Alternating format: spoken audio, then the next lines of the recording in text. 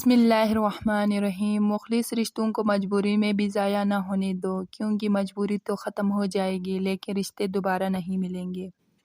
صبر دل دہلا دینے والی مصیبتوں کو آسان بنا دیتا ہے۔ جو شخص جلدی کے ساتھ ہر ایک بات کا جواب دے دیتا ہے وہ ٹھیک جواب بیان نہیں کرتا۔ تمہارے والدین تمہیں بچپن میں شہزادوں کی طرح پالتے ہیں، لہٰذا تمہارا فرض بنتا ہے کہ ان کے بڑھاپے میں ان کو بادشاہوں کی طرح رکھو۔ سونے کو آگ سے آزمایا جاتا ہے اور مومن کو آزمائشوں سے آزمایا جاتا ہے۔ دنیا کا سب سے خوبصورت پودا محبت کا ہوتا ہے، جو زمین میں نہیں بلکہ دلوں میں اگتا ہے۔ عقل مند وہ ہے جو اپنی زبان کو غیبت سے بچائے، اور مومن وہ جس کا دل شک سے پاک ہو۔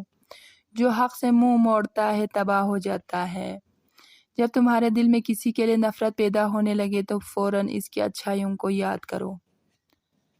سب سے اچھی عبادت یہ ہے کہ انسان مصیبت میں صبر کر کے اللہ تعالیٰ کی طرف سے مدد کا منتظر رہے۔ انسانیت بہت بڑا خزانہ ہے، اسے لباس میں نہیں انسان میں تلاش کرو۔ دوستی کرنا اتنا آسان ہے جیسے مٹی سے مٹی پر مٹی لکھنا، لیکن دوستی نبھانا اتنا مشکل ہے جیسے پانی سے پانی پر پانی لکھنا۔ اپنے عیبوں پر نظر رکھ اور اپنے بھائی کے عیب چھپا تاکہ تو بے پردہ نہ ہو جائے۔ صبر کی دو صورتیں ہیں، جو ناپسند ہو اسے برداشت کرنا اور جو پسند ہو اس کا انتظار کرنا۔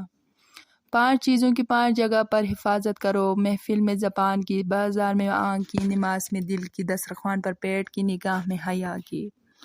کسی کے خلوص اور پیار کو اس کی بیوقوفی مت سمجھو، ورنہ کسی دن تم خلوص اور پیار تلاش کرو گے اور لوگ تمہیں بیوقوف سمجھیں گے۔ جو قناعت اور صبر اختیار کرتا ہے وہ غنی ہوتا ہے۔ قریبی رشتہ داروں کی عداوت بچھو کے ڈسنے سے زیادہ درد پہنچاتی ہے۔ کبھی کسی کے سامنے اپنی صفائی پیش نہ کرو، کیونکہ جسے تم پر یقین ہے اسے ضرورت نہیں، اور جسے تم پر یقین نہیں وہ مانے گا نہیں۔ جب کسی شخص کی عقل کامل ہو جاتی ہے تو اس کی گفتگو میں کمی آ جاتی ہے۔ جو آدمی غفلت میں رہتا ہے وہ جہالت میں پڑا رہتا ہے، اور جو جہالت میں پڑا رہتا ہے وہ بیکار رہتا ہے۔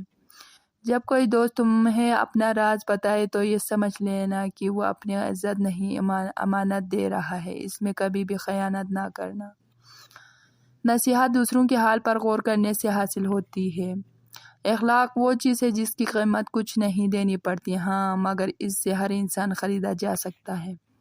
جس انسان کی جان نکل جائے تو وہ زندہ نہیں رہتا، اور جس انسان سے احساس نکل جائے تو پھر وہ انسان ہی نہیں رہتا۔